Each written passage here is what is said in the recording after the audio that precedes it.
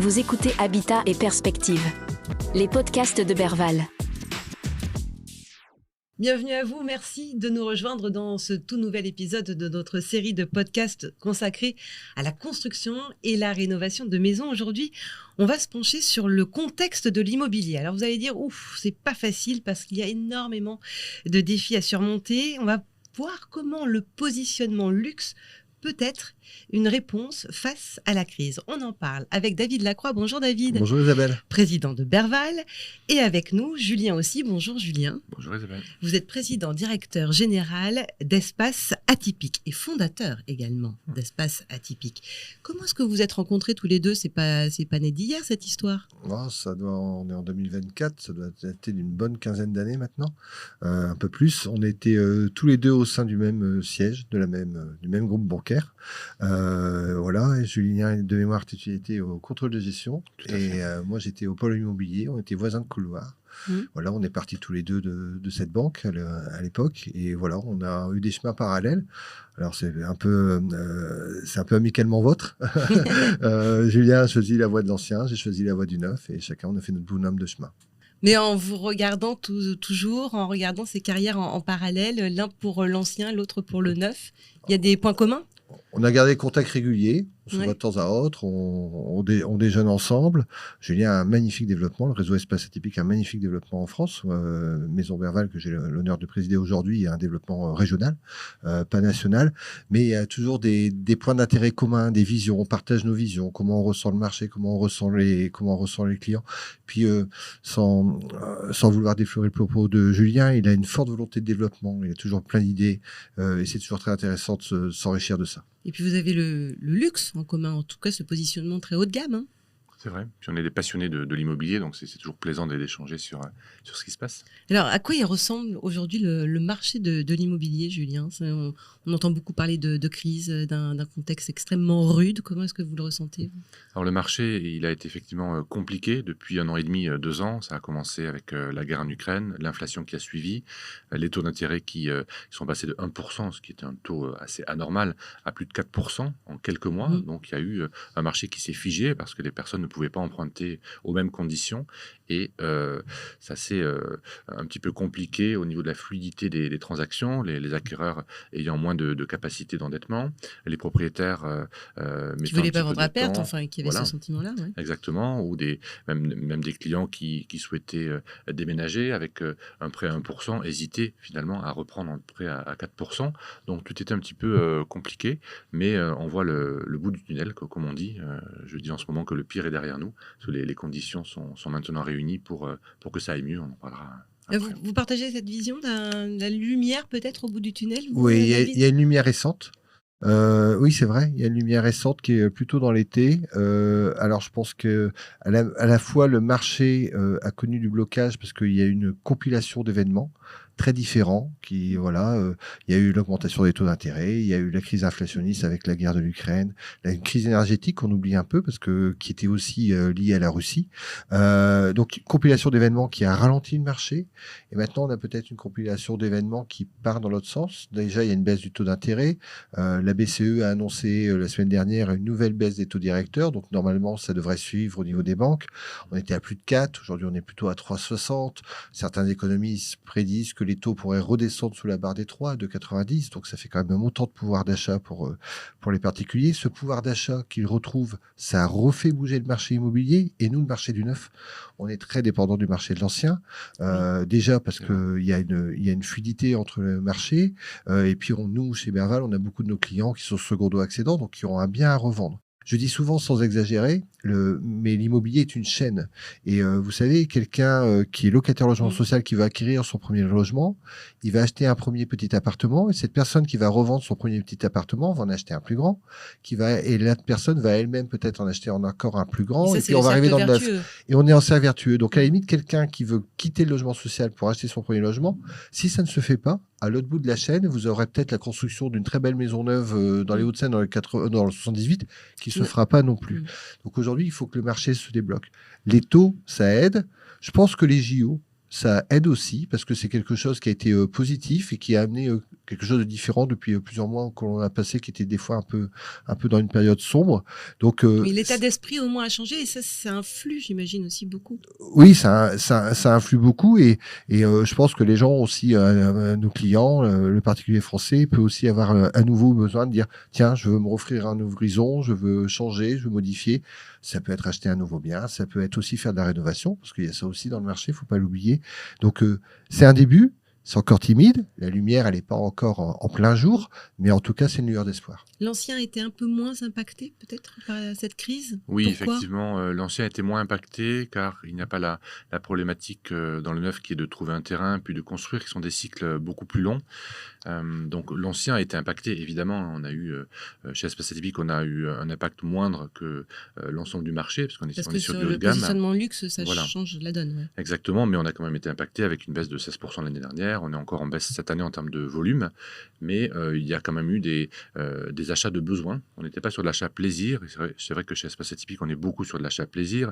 Beaucoup de nos clients achètent aussi pour réhabiliter, pour rénover. Donc c'est là où on peut se retrouver dans les mêmes problématiques avec David. Et ces achats plaisir ne se faisaient plus.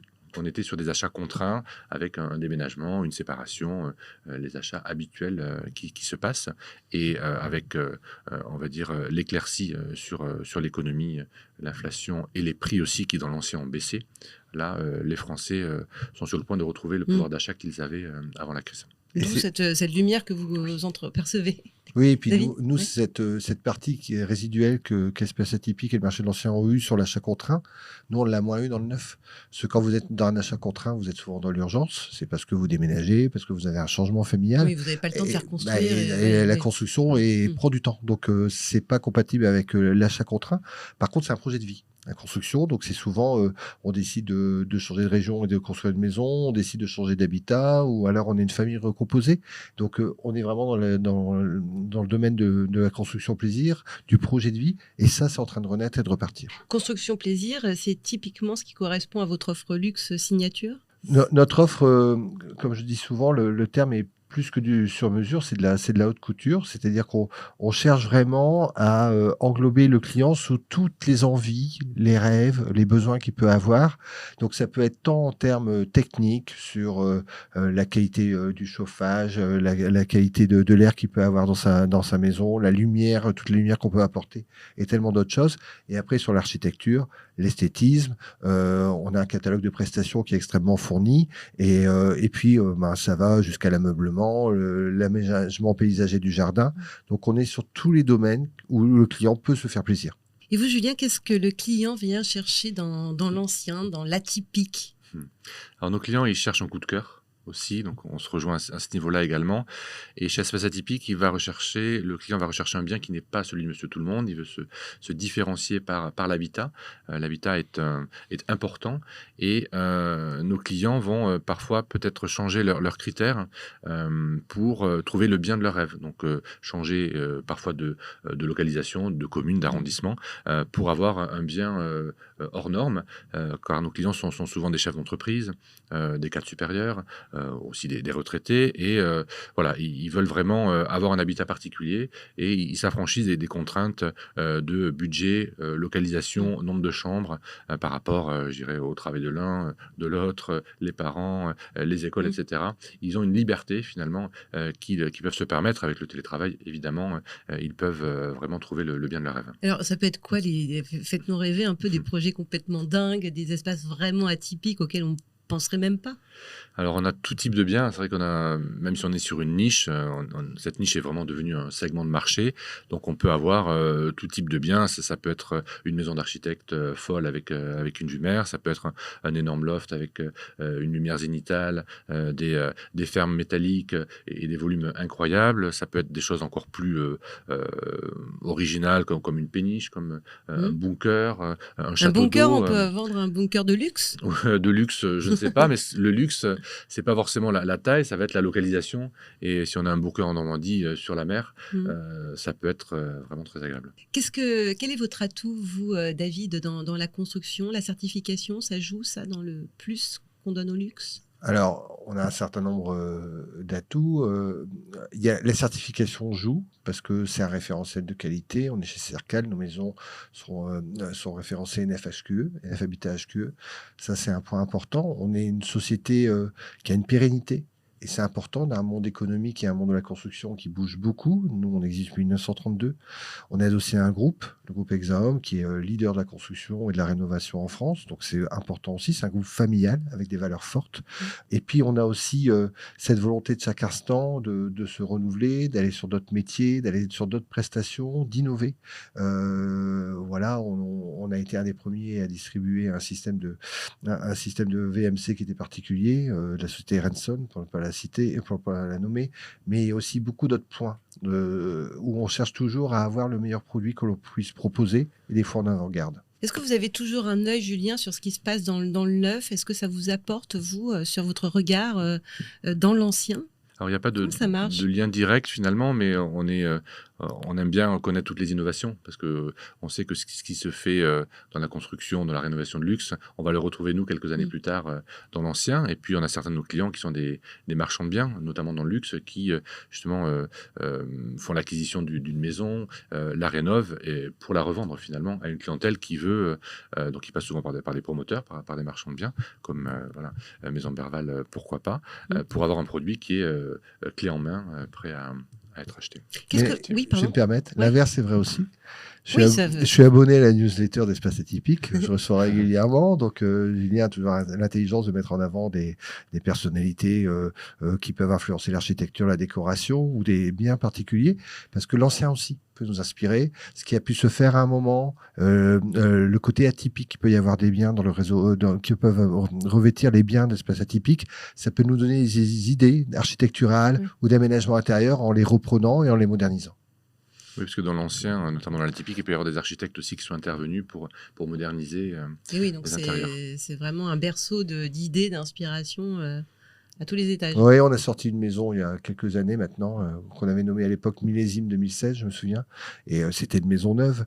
Et en fait, cette maison, c'était comme une fermette rénovée. C'est-à-dire qu'on avait fait une partie qui semblait ancienne, en briques, apparente, et avec une partie beaucoup plus moderne, recouverte de parement-zinc. Enfin voilà, et c'est le type de bien qu'on peut des fois trouver dans le catalogue des biens proposés par Espace Atypique, des maisons anciennes qui ont été rénovées avec une partie moderne. Donc voilà, les deux univers s'inspirent, je pense. On l'a dit, on est dans un contexte économique qui reste malgré tout incertain. Qu'est-ce que vous recommandez, Julien, aux acquéreurs? Des bons conseils à leur suggérer? Oui.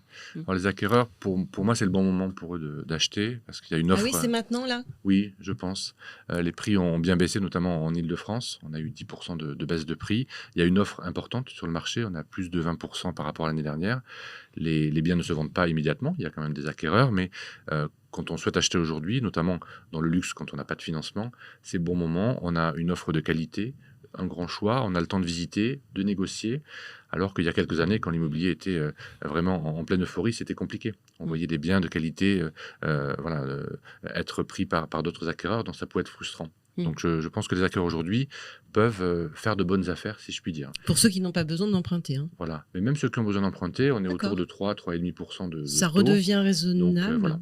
Oui, ça redevient raisonnable parce que si on réfléchit sur les 20 dernières années, finalement, un taux à 3,5 en termes d'emprunt, c'est vraiment raisonnable. Il faut, je pense, ne plus repenser à cette époque avec des taux à 1% qui étaient exceptionnels et qui, je pense, ne se reproduira pas.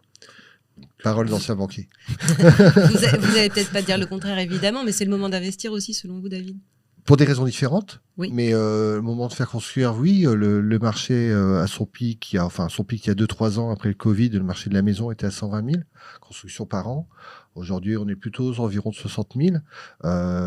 À la fois pour les raisons qu'on a décrites tout à l'heure, à la fois parce que c'est pas encore le cas, mais de la loi ZAN, zéro artificialisation nette, qui tend en tout cas pour un maire à faire attention quand il construit, à pouvoir aussi rester dans l'équilibre des terrains qui sont constructibles, construits, non constructibles. Ça veut dire que la maison neuve devient un produit plus rare. Ça, c'est le premier point. Et déjà, la rareté fait le prix et fait la valeur. Et je pense que c'est pas Julien qui va me contredire. Le deuxième point, c'est qu'aujourd'hui, une maison neuve, vous êtes en RE 2020, D'autant plus chez nous, on est une FHQE, ce qui rajoute en plus des critères d'exigence. Et ça veut dire que votre maison est particulièrement performante au niveau énergétique. L'énergie, on l'a vu au cours des dernières années, est venue nous chahuter.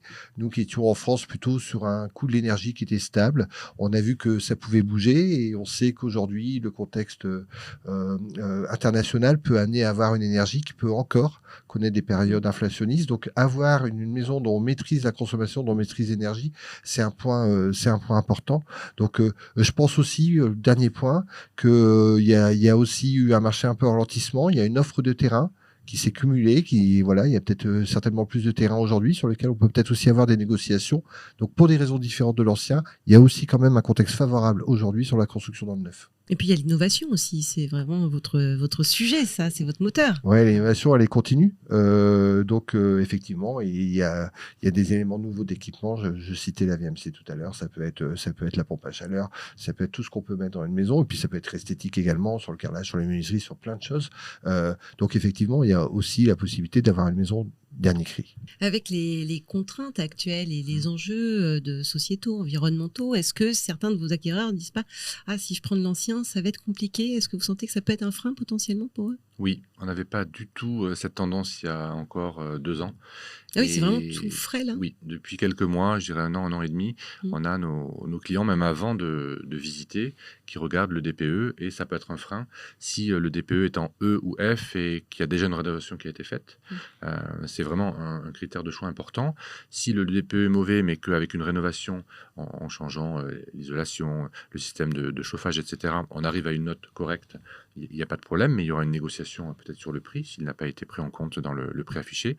Mais si malgré les rénovations, on ne peut pas avoir une note énergétique correcte, c'est un frein pour l'achat, clairement. Donc vous, ça change aussi Oui. Je sens un regard un petit peu... oui, ça change. Oui, mais après, il faut s'adapter aussi. Enfin, exactement. ouais. Et vous pensez que vous allez trouver des innovations aussi, comme le disait David, enfin, qu'il y a des moyens de faire évoluer C'est pas toujours possible, parce que l'habitat ancien, il est tel qu'il est. Donc, il y aura peut-être des innovations dans les prochaines années pour optimiser une isolation dans un bâtiment. Mais lorsqu'on est en copropriété notamment, c'est compliqué, surtout dans de l'ancien, en centre-ville, avec les contraintes des bâtiments de France. On ne peut pas forcément isoler un bâtiment par l'extérieur, on ne peut le faire que par l'intérieur. Il faut que tous les copropriétaires soient d'accord. Donc, il y a beaucoup de freins à la rénovation énergétique, globalement, et le coût, évidemment. Et puis Julien a une expertise dans le logement collectif parce qu'il vend aussi de très beaux appartements que moi je n'ai pas. On construit en maison. Oui. Par contre, on fait beaucoup de rénovations chez Berval et c'est vrai que c'est un sujet au cas par cas. Une rénovation, ça s'étudie sur l'existant. Lorsqu'on fait une surélévation, ça s'étudie sur la capacité de porter la charge, sur les fondations, sur l'étude de sol. Et puis j'insiste aussi là-dessus parce que je vois souvent des offres passer sur changer votre pompe à chaleur. Les dispositifs peuvent vous aider, mais changer une pompe à chaleur seule ne sert à rien. C'est même presque contre-productif, parce que si vous changez une pompe à chaleur, mais que le reste de votre maison, les fenêtres et tout ça ne sont pas isolés, la pompe à chaleur va tirer et au contraire, elle va vous faire consommer plus d'énergie que de raison. C'est un projet global, il faut regarder les comptes, il faut regarder les menuiseries, faire une isolation si nécessaire. C'est un projet qui s'apprécie dans l'ensemble. Mais c'est aussi, quand vous achetez un nouveau bien, le rénover, c'est aussi un moyen de lui donner beaucoup de valeur. Si vous avez trouvé un bien qui a une typicité particulière, qui a une situation géographique particulière, c'est aussi quelque chose qu'il faut envisager. Parce qu'on lui redonne une deuxième vie, ou une troisième, c'est aussi ça. Oui, et on le modernise. Julien, en tant que fondateur d'Espace Atypique, est-ce que vous êtes content du parcours d'Espace Atypique et qu'est-ce qu'on peut vous souhaiter pour la suite ? Alors cette année, ça fait 16 ans qu'on a créé Espace Atypique, que j'ai créé ce réseau d'abord par passion. Moi, j'adore l'architecture, j'adore les belles choses, les arts en général. Et voilà, après quelques années dans la banque, j'ai voulu me faire plaisir, transformer ces passions en métier, en création d'entreprise. Et le développement s'est fait assez naturellement, assez vite, mais pas trop vite non plus. À la bonne croissance, oui, au bon rythme. C'est ça, on voulait vraiment se développer. Au début, ça s'est fait par relation et ensuite de manière plus ordonnée.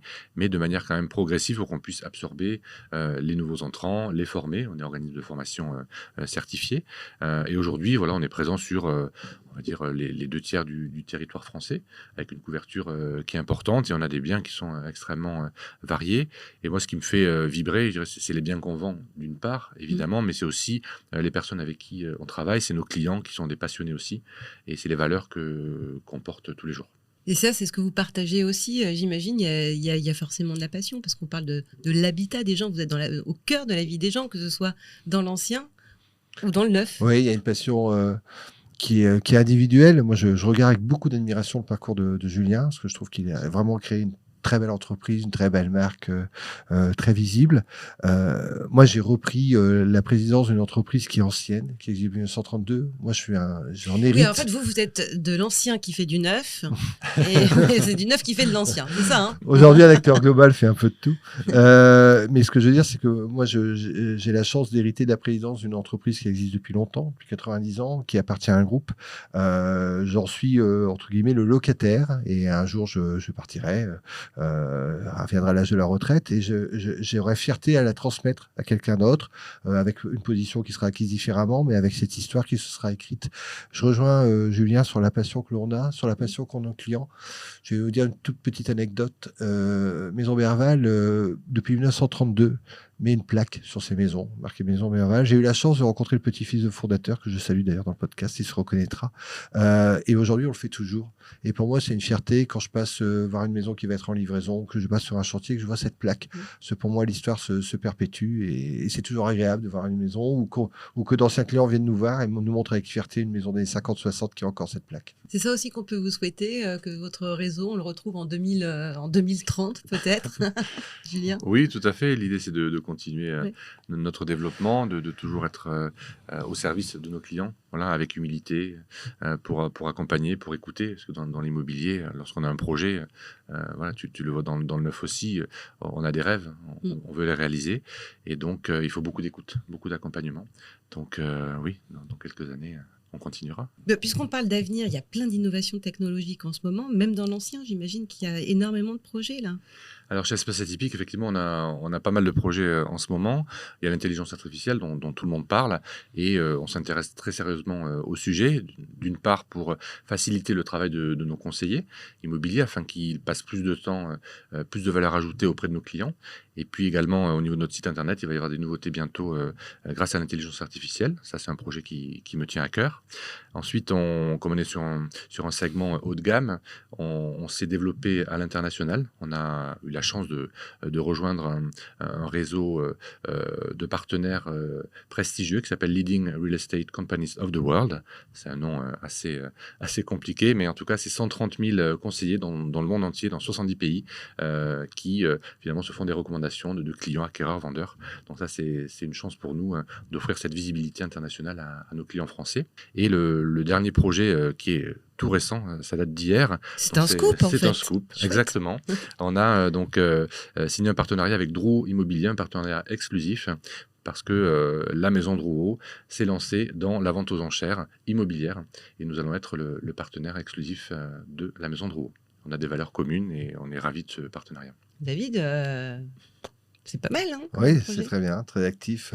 Et longue vie à vous. Merci. Merci beaucoup à tous les deux. Merci beaucoup. Et à bientôt pour un nouveau podcast, bien sûr.